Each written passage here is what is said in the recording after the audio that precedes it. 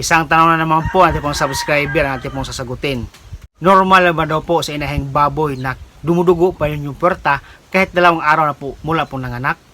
Kapag nanganak po ito yung mga inahing baboy po mga kaibigan, ito po ay dapat po nasa range ng 109 to 119 days.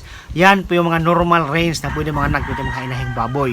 Below 108 days mga kaibigan, yan po ay premature. 120 pataas naman po mga kaibigan, yan po ay overdue na po mga piglet na po mga kaibigan. Kapag nanganak po ito yung mga inahing baboy, marami talagang dugo na lumalabas po sa kanyang puwerta. Kasi po, ito po ay dahil po sa mga umbilical cord o mga pusod po na nakakonekta po doon po sa placenta o inunan po ating mga alagang inahing baboy.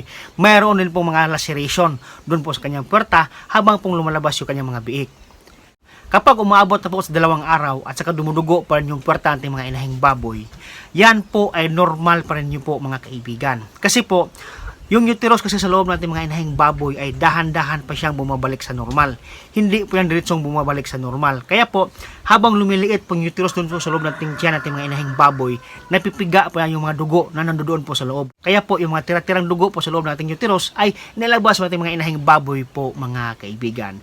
Yan po ay normal lang po hanggang aabot po ng 2 linggo.